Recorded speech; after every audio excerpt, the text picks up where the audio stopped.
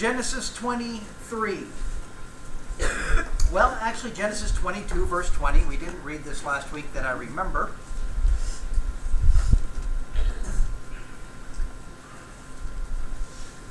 Genesis 22, verse 20. It came about after these things, that is, after Abraham had been tested by the Lord and found worthy. It was told Abraham, saying, Behold, Milcah also has borne children to your brother Nahor. Uz, his firstborn, and Buz, his brother, and Kemuel, the father of Aram, and Chesed, and Hazo, and Pildash, and Jidlaph, and Bethuel. That's how I pronounce them. I don't know how you pronounce them, but it's good enough. Bethuel became the father of Rebekah. So this is jumping ahead a little bit. These 8 Milcah bore to Nahor, Abraham's brother. His concubine, whose name was Reumah, also bore Tebah and Gaham and Tabash and Maacah. Chapter 23, verse 1.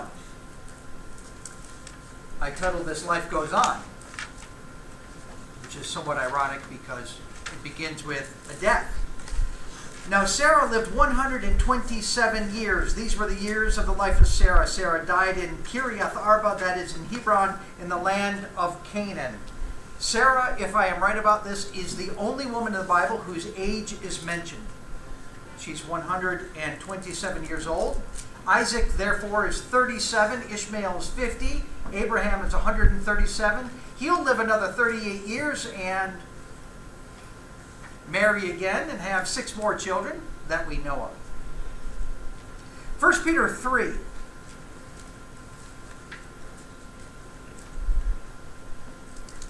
What does it say on Sarah's tombstone? Hebrews 11 said that she had faith. 1 Peter chapter 3 says she's an inspiration, an example. Verse 1, in the same way, you wives be submissive to your own husbands, so that even if any of them are disobedient to the word, they may be won without a word by the behavior of their wives. It had just talked about servants in chapter 2, verse 18. Before that, it had talked about rulers and governments. And we know how they're always perfectly reasonable. No. And that's his point. His point is, people, submit yourselves for the Lord's sake to every human institution. And it's going to be, some kind of ruler is going to be standing in front of you, and they're going to be unreasonable, and you got to listen to them. And then servants, be submissive in the same way, because you're going to have some rulers that are going to be unreasonable, but you got to listen to them. And then in chapter 3, verse 1, in the same way, you wives, you're going to have some husbands that are unreasonable. It even says here, even if they are disobedient to the word. So even to that degree, not just unreasonable, but rebellious to God. It says, so that they may be won without a word by the behavior of their wives, as they observe your chaste and respectful behavior. Your adornment must not merely be external, braiding in the hair, wearing gold jewelry, or putting on dresses, but let it be the hidden person of the heart, with the imperishable quality of a gentle and quiet spirit, which is precious in the sight of God. For in this way, in former times, the holy women also who hoped in God used to adorn themselves, being submissive to their own husbands. And this says a lot about Abraham right here. Being submissive to their own husbands, yes, sometimes it can be unreasonable, just as Sarah obeyed Abraham, calling him Lord. You have become her children if you do what is right without being frightened by any fear. 2 things. Number 1, I am sorry for Sarah, because she had to put up with that guy. I really am. My heart goes out to her. I say, I wouldn't want to be in that situation. I am sorry you're in that situation. I don't like it. That's the situation that God put her in her case. At the same time, I'm thankful to Sarah for her good example, because her husband's unreasonable, but she's got to submit to him, and apparently she did. In fact, Sarah will prove several things to us. Sarah proves that we had better be thankful to God for placing us in this time and for this long. Honey, I know you love me dearly. I asked my wife out on our first date 16 years ago today. Today, I asked her out 16 years ago. Honey, would you like to live with me for 120 years? Oh, come on now. She's trying to make me look bad. Remember a few weeks ago I read this. You guys will appreciate this. You'll like it a lot. Especially you ladies out there, you'll like this a lot. The wisest of these traditions is once a year in every village, all the maidens, as they attained a marriageable age, were collected and brought together in one place. And you remember that you remember that? Yeah, highest bidder gets the prettiest one. The person who would accept the least amount of money gets the ugliest one.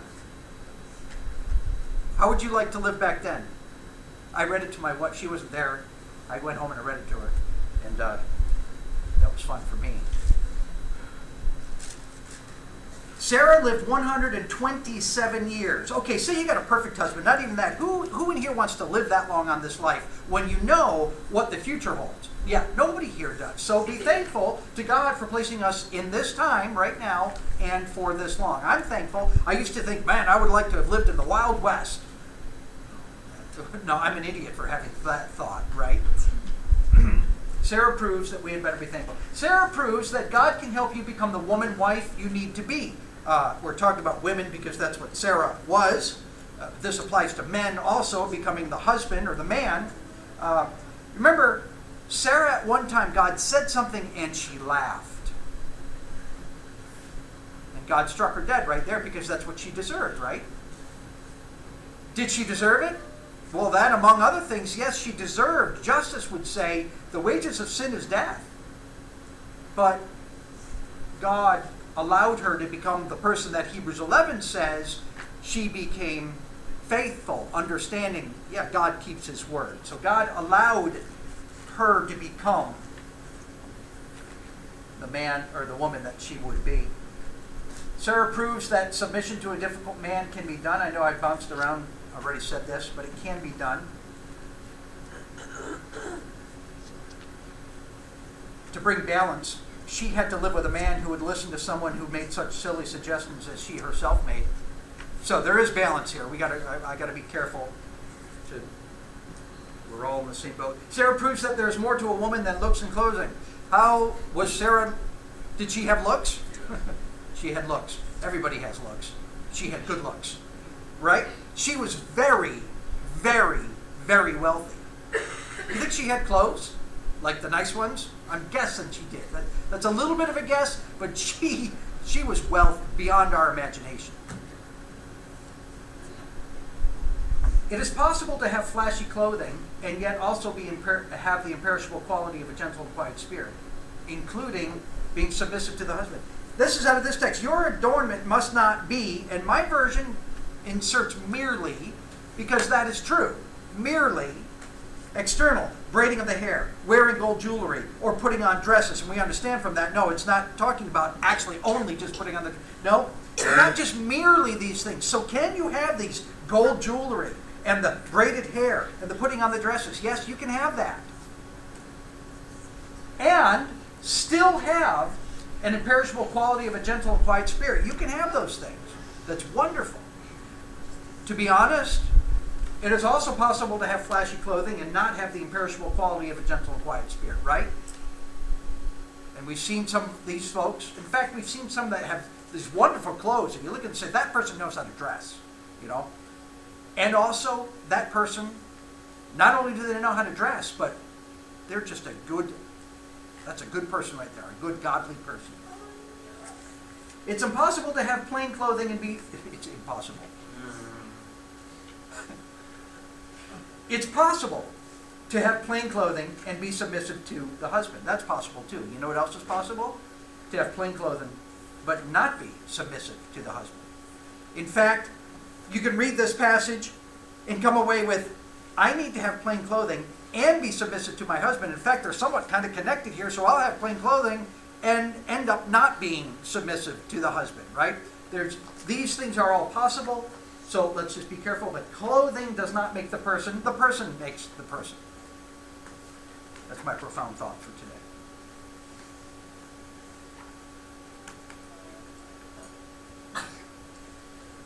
Anything else from Sarah? In some ways, it might have been easier for her to submit back then because of societal expectations. Yeah. Than women today. You know, so one of the first times, if not the first time, no, it wouldn't have been the first time. I think the second or third time I ever went to Russia. You know, we've heard of they couldn't leave their villages. Well, that was true. They wouldn't give them a passport. And so they could not leave their village. It's like being stuck in this village all your life. I knew something, and I was talking to a Russian, a guy my age, and I said, you know, there were times when your government wouldn't allow your people to leave the villages. No, that's not true. That's not true. Well, I happen to know that his mom was one of those people, and his mom's there, I think, because later on we confirmed it. But I asked her, I said, what was that like? It was no big deal, because she never knew anything different. She never knew anything different. And that's when I began to realize how too many options is a problem. It's a problem, right? And like you're saying, it probably was easier for her because she didn't know anything different, right? Okay, back in chapter 23, Sarah died. That's verse 2, the beginning of it, the end of it. And Abraham went in to mourn for Sarah and to weep for her. This probably refers to custom. The first word has to do with the beating of the breasts as a sign of grief. Very violent. You've seen pictures or videos of folks from the Middle East who react very violently. They wail. And then there's the weeping for her, which is the more sober, ongoing mourning. Abraham is mourned or wept. They weep for Abraham for 7 days. They will weep for Moses for 30 days. They will weep for Joseph for 70 days. This is the dust and the ash, the ongoing, more sober. So Abraham, though he was a godly man, God did not keep him from having to experience things that would cause him mourning and weeping. Right? He had life at the same time. Who here, from the picture of 1 Peter 3, you've got this woman who's submitting to her husband and calling him Lord. And then in this picture, you have a man who's mourning over the loss of his wife. But this sounds like a good marriage. Who here wants a good marriage? I mean, of course, it was easy for them because they never had any problems. Did you read? We didn't read the first past 10 chapters if we come away with they never had any problems, right? It's because with God, He can turn this marriage into something that's good and healthy. Verse 3, then Abraham rose from before his dead, spoke to the sons of Heth, saying, I am a stranger and a sojourner among you. Okay, so he's been in the land. That makes him 100, how old did I say earlier? 137. So he's been in the land for almost 50, actually over 50 years now. For 12 years, over 50 years, which is how long? 62 years. Thank you, I can do math, but very slowly. 62 years he's been in the land, and he still doesn't have a house. He's about to get a little something, but he really doesn't have. And so this is why he's called a sojourner, right? This is really what we are in life, right? By the way, I'm convinced that the experience that some Bosworths just went through living in the trailer was not a bad experience, because, of course, I wasn't there. But so it's easy for me to say from the outside, right? But look, we're sojourners, and sometimes we live in tents. And even if we never live in a tent, we've got to get it in our perspective that this is just a tent and we're going away. Verse 6, hear us, my Lord, you are a mighty prince among us. So he's starting to take on some, he's not just a sojourner, he's a little bit more than that. Yeah, before you Yep. go further, not just the his physical situation, but he's apparently lived in the world but not of the world. To the extent that that world is around him, there's still a separation, distinction between him and these people that surround him. So, I mean, yes, he lived in a tent, but also he was different than them. Right. For other reasons too. Right. Yep. In fact, that's in chapter 24. I am different from you. That's all over this text. Lot, go away. Lot, you're my family, but you are not part of the promise. So we're different. You'll see it here too. So verse 3, you're a mighty prince, verse 6, you're a mighty prince. Bury your dead in the choicest of our graves. None of us will refuse you his grave for burying the dead. So Abraham rose, bowed down before the people. And so there's this back and forth that goes on. And verse 9, he says, verse 9, for the full price, let me give it to him in your presence for a burial site. Ephron, the owner, is sitting there, and he says in verse 11, no, my Lord, hear me, I give you the field. And then Abraham in verse 12, he bows down. In verse 13, he says, I will give the price of the field in front of everybody. So there's this transaction going on back and forth. And then Ephron answered and said, my Lord, listen to me, the piece of land, a piece of land worth 400 shekels of silver. What is that between me and you? So bury your dead. Abraham listened to Ephron, and Abraham weighed out for Ephron the silver which he had named in the hearing of the sons of Heth, 400 shekels of silver, commercial standard. So Ephron's field, which was in Machpelah, which faced Mamre, the field and the cave which was in it, and all the trees which were in the field that was within all the confines of its border, were deeded over to Abraham for a possession in the presence of the sons of Heth, before all who were in the gate of his city. After this, Abraham buried Sarah, his wife, in the cave of the field at Machpelah, facing Mamre, that is Hebron, in the land of Canaan. So the field and the cave that is in it were deeded over to Abraham for a burial site for the sons of Heth. She will later be joined by Abraham, Isaac, Jacob, Rebekah, and Leah. Of the patriarchal family, only Rachel is not going to be buried in there. Now, two things going on here. Number one, he's putting a stake down. And later on, right now, remember what's happening. As Moses is writing this, they're about to go back into the land. And when they get there, they'll be able to say, that's our place. But not only did God give it to us, but we've had a claim right there this whole time. About the back and forth, it has been suggested, and I long believed, that this is some kind of an extravagant process where Ephron is actually ripping off Abraham. Have you ever heard that? Okay. Yeah. There might be some evidence that it is.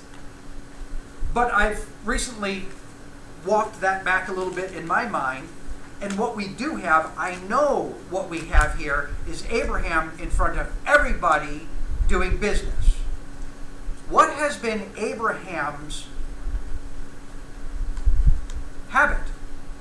Every time there's an exchange of money with somebody else, he wants that other person to get a fair price, to get a fair deal. Remember, in Genesis chapter 14, Abraham comes back, and the king of Sodom said, give me the people and take the goods for yourself. And because of Abraham's perspective of God, Abraham says, no, you just take it. I don't ever want you to be able to say that I, quote unquote, took advantage of you, right? Then in Genesis chapter 21, when Abraham digs, this is chapter 21 around verse 27, Abimelech comes out, and Abraham says, I dug that well. And just to be sure that we're all on board, we're all fair, we're all understand exactly what's happening, I'll give you these 7 ewe lambs. And Abimelech says, what does that mean? And basically he says, it's so we're on the same page, right? The point is this: when a godly person lives in front of God and in front of other men and does business with them, the godly person does not always try to get the best deal ever. I won't do business unless I get the best deal ever. What's the expression? The worker is worthy only 1/4 of his wages. Oh no, that's it. The worker is worthy 1/2 of his wages, right? No. Let's be fair. If you did the job, how much? I'm not saying you can't ever get a deal, but as long as the person knows and volunteers, I'm giving you a deal, not you're taking advantage of me, right? The worker is worthy of the wages. Proverbs, oh dear, where am I? Proverbs 20 and 14.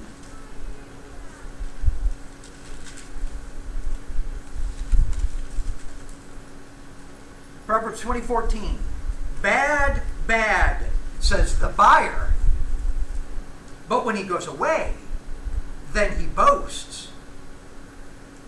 The point is, before the deal's going on, he's saying about this thing's garbage. No, you can't sell it to me for that price. Look at all the problems with it.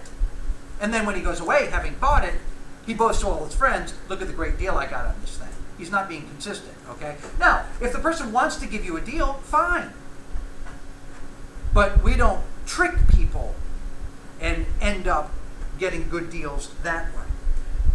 So just be fair. Remember, we're representing God.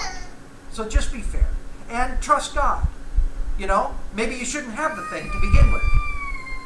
Maybe you should have it and not sell it to begin with. Or whatever the position is. Just trust God instead of trying to, in car sales, the car salesman who tries to get the most dollar out of every single one is the car salesman that goes out of business, isn't it? They make it up in volume.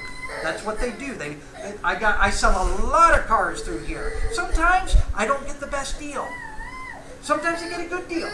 Sometimes I give somebody a break. Sometimes I end up getting a really good deal. But that's the way that we also ought to live life. Look, everybody is fair. The Christian treats everybody fairly is maybe what I should have said. Okay. What is the evidence that is used to suggest that he's ripping him off? All right. So I've read this 3 times in 2 days. Oh, really? Never occurred to me. Yeah. I was confused. I was what's going on here? What's going on here? Never occurred to me. That's the best evidence I've got. If it's obvious and I missed it, that's probably pretty good indication that it's Jeremiah 32:9. He buys the potter's field. Well, actually, this isn't even Jeremiah 32:9. I don't think, if I remember that correctly. This is not the potter's field, unless it is. I don't think it is. It is? Well, right. He buys a field. Verse 9. I bought the field, which was at Anathoth, from Hanamel, my uncle's son, and weighed out the silver for him, 17 shekels of silver. So Jeremiah, 1,000 years later, will pay 17 shekels of silver for a field. How is it that Abraham, 1,000 years before, spent 400 shekels of silver for a field? neighborhood went to pot. Big, Well, there's the evidence. A big field. I mean, this is a place that's desired. Yeah, it's the good field, right. And in fact, the ESV Study Bible has a note that according to common contemporary documents, that's a common price, 400 shekels of silver. So they jump all the way over to Jeremiah and say there's a field. And by the way, their prices did not inflate much for a long time.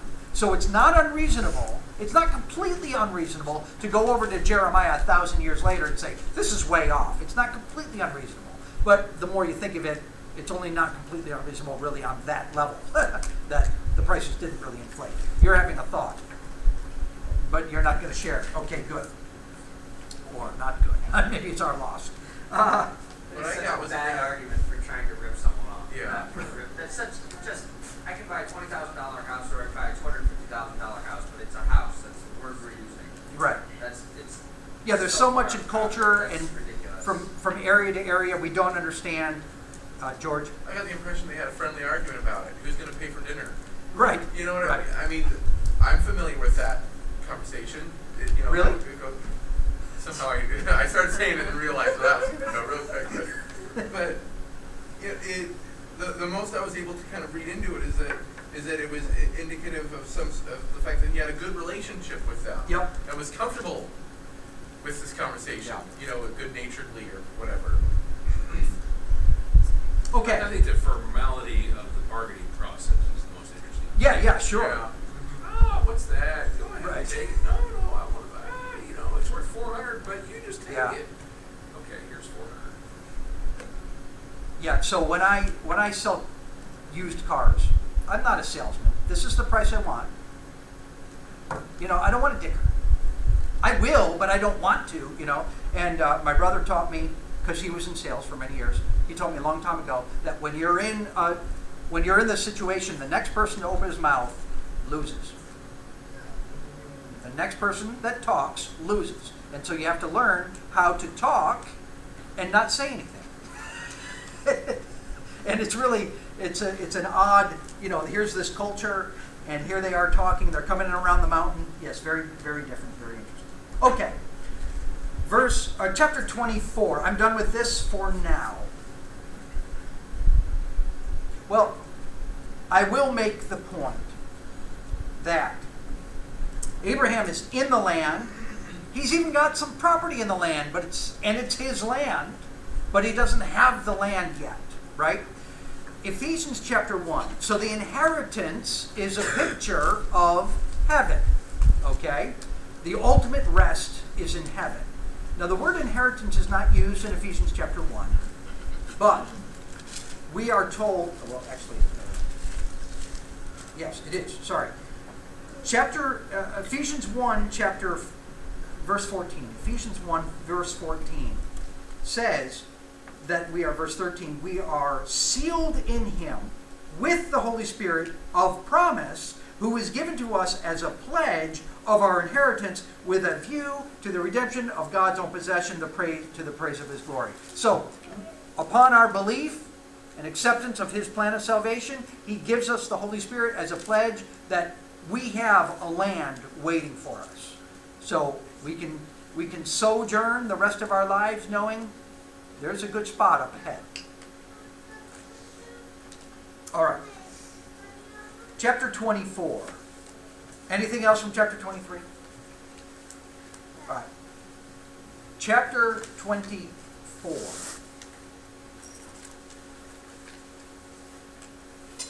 I'm going to point this out now. Genesis has this way of sectioning things with the expression, these are the genealogies of. And that's a division. And there's a division. So according to that technical divisioning, the history of Isaac is the shortest history. No matter what, it's the shortest history. In fact, Isaac,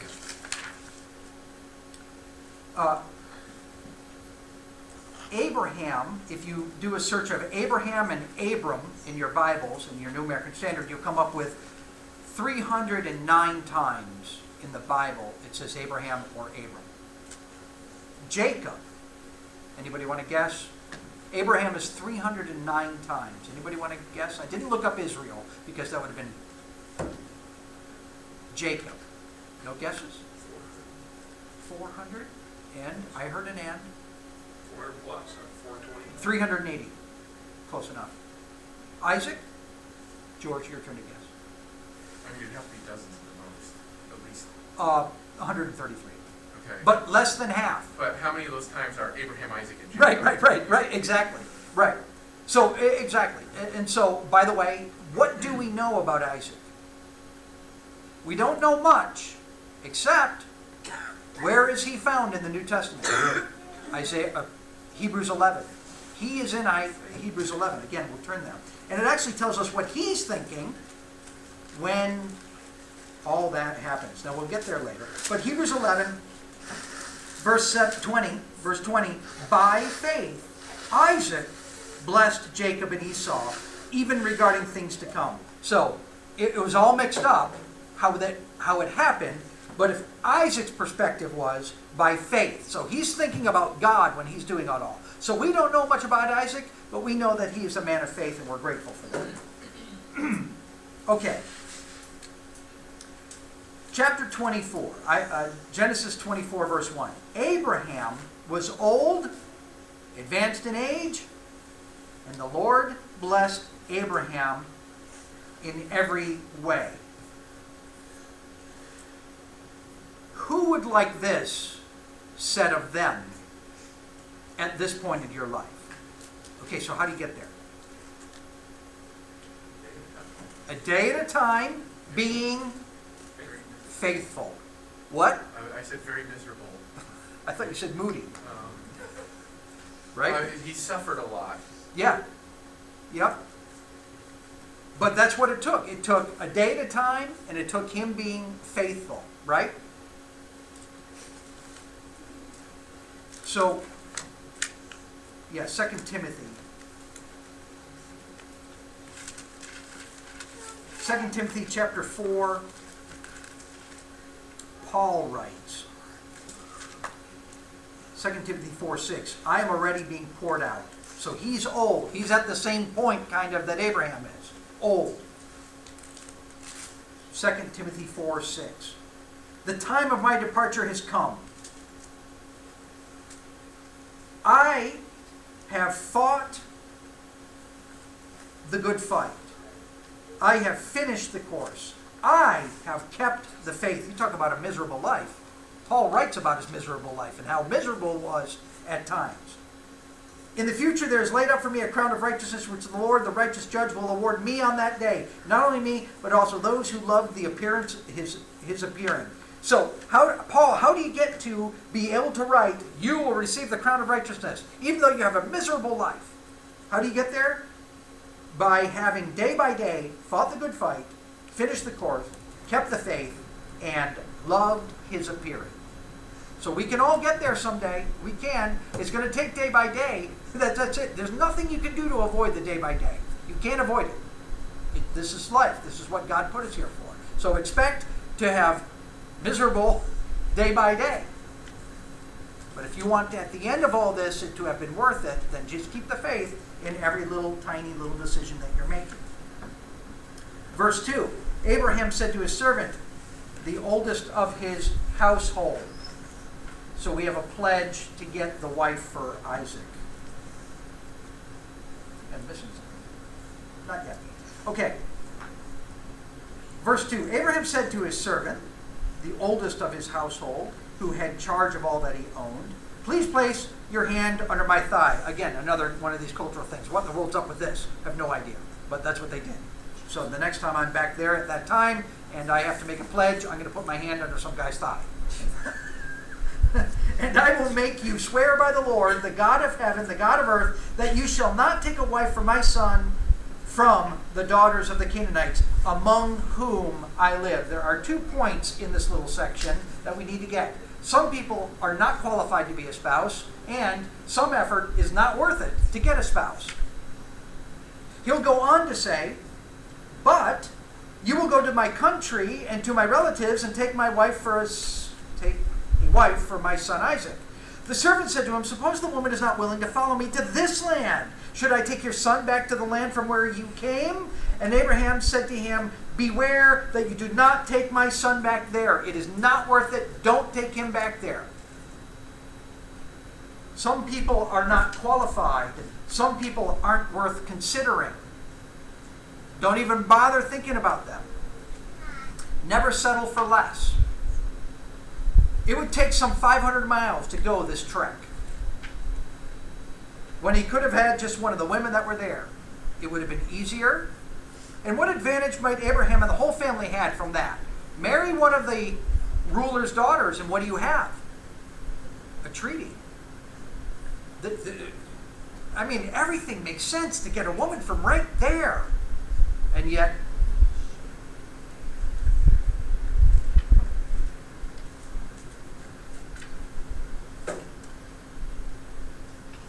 I do want to make this point real quick. Verse 6, Abraham said to him, beware that you do not take my son back there. Now, do you remember his argument for not doing something? Verse 7. The Lord God of heaven, who took me from my father's house and from the land of my birth, who spoke to me and swore to me, saying, to your descendants I will give this land. He will send his angel before you, and you will take a wife for my son from there. But if the woman is not willing to follow you, then you will be free from this oath. Only do not take my son back there. So the servant placed his hand on it and he swore. Okay. Verse 6. Don't take him back there. Why not? Verse 7. Because God said to me, I will give you this land. Understand the argument. Why should I not do this? Because God said, do this.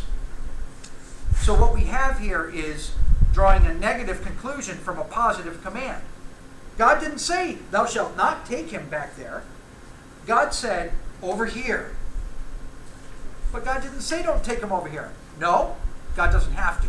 Once he says over here, that eliminates bringing him back over there.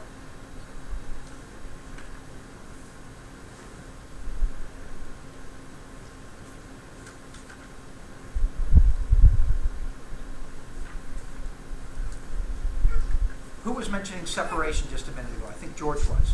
When he's in the land, when you're in the land, you stay separate from those people. You're not part of, yes, you're there. You do business with them. You live among them. But you are not like them. You are not part of them. And so you have to keep some things at a distance. 2 Corinthians 6 says the same thing about us.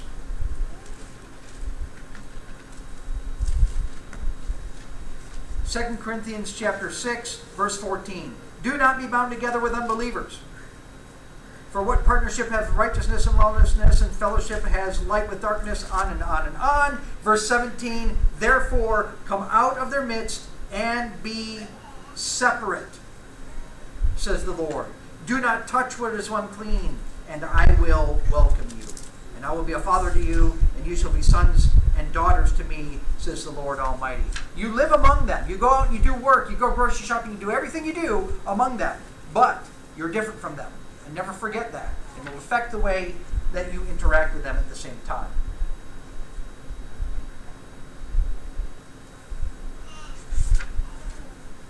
So,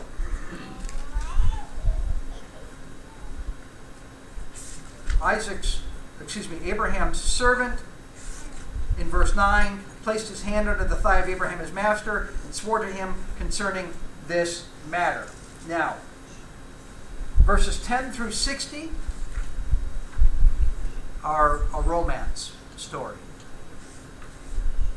My heart pitter-patters when I read it. I'm not going to read all of it right now. I don't want to turn red and blush. All I really want to point out is the procedure. Hopefully you'll get what I'm getting at when I ask this question. What do you see coming up again and again and again and again and again throughout this entire man's journey? Worship. Yes, his reliance on God. That's what you're saying. Abraham starts it in verse 3. Swear by the Lord. So I need this monumental task I'm going to set you about.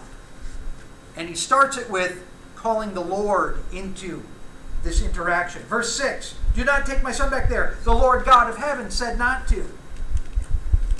So, verse 10, the servant took 10 camels from the camels of his master and set out with a variety of good things in his master's hand. And he arose and went to Mesopotamia, the city of Nahor. So he goes 500 miles in one verse, 400 or 300 miles, however long that is. He made the camels kneel outside the city by the well of the water at the evening time, the time when the women go out to draw water. And he said, what do we know about this servant? He is a faithful man. O Lord, the God of my master Abraham, grant me success. You know the story. Well, verse 14.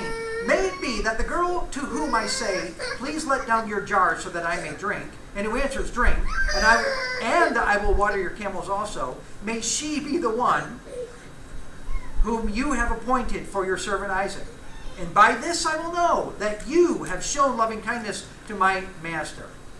Verse 15, before he had finished speaking, behold, Rebekah comes up. She does exactly what he says. Verse 21, meanwhile, the man was gazing at her in silence to know whether the Lord had made his journey successful or not, because one thing he doesn't know yet is whose family is she from. That's what he's got to figure out still. Verse 23, whose daughter are you? She says, in verse 24, I'm the daughter of Bethuel, the son of Milcah, whom she bore to Nahor. Verse 26, the Lord bowed low and worshipped the Lord. The man bowed low and worshipped the Lord. He said, blessed be the Lord, the God of my master Abraham, who has not forsaken his loving kindness and his truth toward my master. As for me, the Lord has guided me in the way to the house of my master's brother. When he recounts to Laban and to Bethuel, verse 31, he talks about the Lord. Verse 35, he talks about the Lord. Verse 39, he talks about the Lord. Verse 42, he talks about the Lord, the God. Verse 44, he talks about the Lord. Verse 48, he talks about the Lord. Verse 50, Laban and Bethuel replied, the matter comes from the Lord. So all of them are talking about God over and over and over and over in this whole thing. Verse 50, Laban and Bethuel replied, the matter comes from the Lord, so we cannot speak to you good or bad. Here is Rebekah before you. Take her and go, and let her be the wife of your master's son, as the Lord has spoken. When Abraham's servant heard their words, he bowed himself to the ground before the Lord again. So here he is, praying one more time. And then he brings out these articles of silver and articles of gold and garments and gave them to Rebekah. He also gave precious things to her brother and to her mother. Then he and the men who were with him ate and drank and spent the night. When they arose in the morning, he said, send me away to my master. But her brother and her mother said, let the girl stay with us a few days, say 10. Afterwards she may go. He said to them, do not delay me, since the Lord has prospered my way. Send me away that I may go to my master. And they said, we will call the girl and consult her wishes. So they did have some say, by the way, didn't they? It wasn't completely without some kind of input, as long as their people were relatively godly people.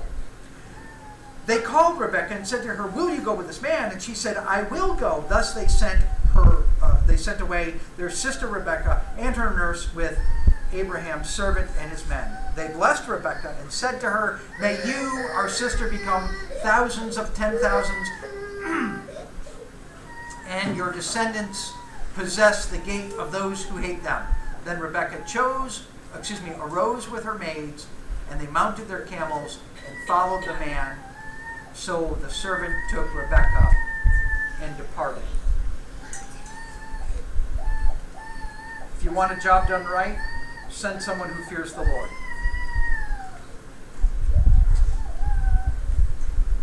The Lord hears prayer. The best answer ever. The matter comes from the Lord, so we cannot speak to you good or bad. God said it. I have no input. I have zero input on this. It's been declared already. In fact, they go on to say, as the Lord has spoken. Done. Allow God to use you to your fullest potential. Do not delay me. Why not? The Lord has prospered my way. He sent me here. He's been with me. The job has been a success. I am not going to slow the Lord down. Philippians 1:6 says, he who began a good work in you will perfect it until the day of Christ Jesus. Now, he's started to work in you. He started to change you from that ugly Lee into something that conforms more to the image of the Lord. He's starting the work. Now, who am I to get in his way by not being serious about working on myself? If I do get in his way, I'm not allowing God to use me to my fullest potential, and I'm going to have to answer to him for that. And who in here doesn't want to be used to their fullest potential, right? We all want to be better. Comments or questions?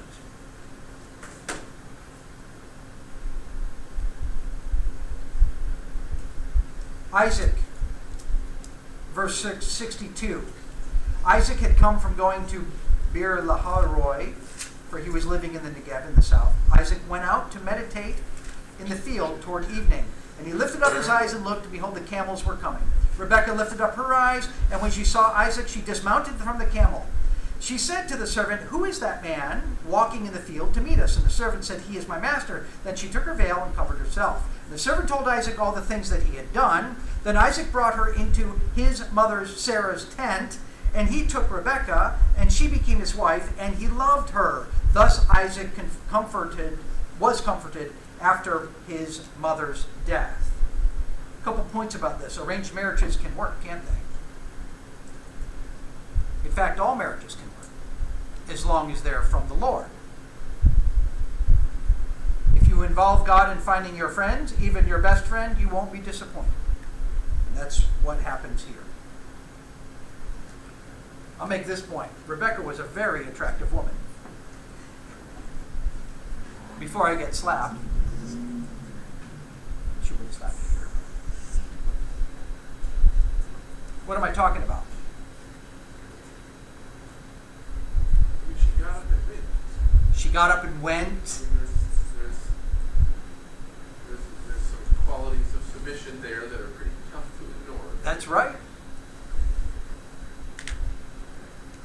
I have a few.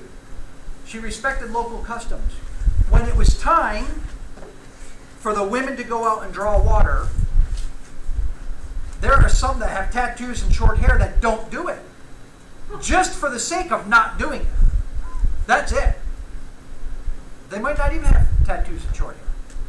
They just don't do it. No, I don't do it. So when you contrast it with that, what could have been, you see, no, she's doing what she was expected to do. Romans 12:17 tells us to respect what is right in the sight of all men. She's chaste. Titus 2:3 and 4 tells us that the older women are to teach the younger women to be holy or pure or chaste. She's hospitable. Yeah. She sees this stranger. He says, "Please give me a drink of water from your jar." And she says, "Drink, my lord." And she does it. And later on, she will go on and say, in verse 25, "We have both plenty of straw and feed and room to lodge in. Come to our house. Stay there." So she's hospitable. We are told, especially, in fact, if you have a widow, one of the things whether or not she should be put on the list is whether she's been hospitable. She's generous.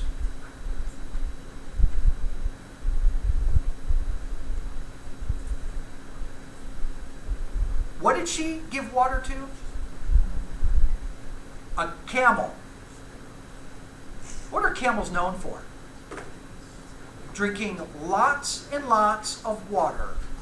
Now, I don't know how much she gave, but there were 10 camels. I looked it up before I came here. Depending on which camel this was, it either drinks 30 or 32 gallons in 13 minutes.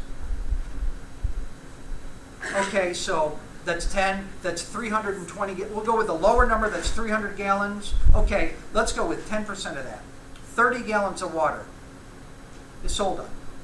Please, right now, feed my... Right, we got her shaking her head now. And I'm not even asking her. That's right, that's right. And here she is. Yep, okay, she's doing it. I mean, this is big stuff. She is spiritually minded. You don't actually get it from this chapter so much, although everybody around her is. When her children are struggling together in chapter 25, she goes and inquires of the Lord. She is a spiritually minded person. This is marriage material right here. I know that the text said that she's also very beautiful, right? I get that. But my son sees her, and any one of my sons. They're going to puke right now, but later on, I'm going to be saying, that's right, you chose well. Our daughters growing up to be this kind of a person, we've got a very good start. A girl has to get so lost in God that a guy has to seek him to find her. This is what we have the germs of here, right? You be ready for God, and God may choose you. Marriage is not promised, but here's a woman that apparently was getting herself ready, and God will use her. We don't know much about her other than what we're reading right here. Comments or questions? I know we're getting near the end. What do you make of the fact that we're going to read through a generation later here pretty soon, and they've got household items? Yeah. Her brother. Is it something that is a great falling away just in one generation, do you think? I know it doesn't really say. Are we already halfway there at this point? Yeah, I got, my guess is worse than yours. I would guess that it's a syncretism. It's both, a little bit of both, because we don't know. We kind of don't even know how much Abraham knows. I mean, obviously he knows a lot, but we don't know how much it is, and we don't know how much his relatives way back there. And so God called Abraham, according to Acts chapter 7, while Abraham was still with these people. So I imagine Abraham went and talked to them about these people if they didn't already know it. So you don't think this is happening in Haran up to the north. You think it's all the way back in? Wherever it is, wherever it is, Okay. they know about Jehovah. And they're talking about Jehovah. They're talking about Jehovah. And so this would be after Abraham, if he's the one that introduced Jehovah. So I think it's more like Moses' father-in-law, Moses' father-in-law in Exodus 18. Now I know that your God is the real God among all the gods. You know, I think there's confusion. That's. I mean, he's called Jethro. He's called priest. Priest. Yeah. Is he? No, Melchizedek is priest of God. Well, he's a priest. He's a priest of God. I mean, Priest of Jethro is. Jethro, right. Jethro is a priest of God. But in Exodus 18, verse 10, Exodus 18, verse 10, Jethro said, "Blessed be the Lord who delivered you from Egypt." Verse 11, "Now I know that the Lord is greater than all the gods." So there's confusion, like the Romans 2 kind of confusion. That is my guess, what's going on here. It wouldn't be an unreasonable guess.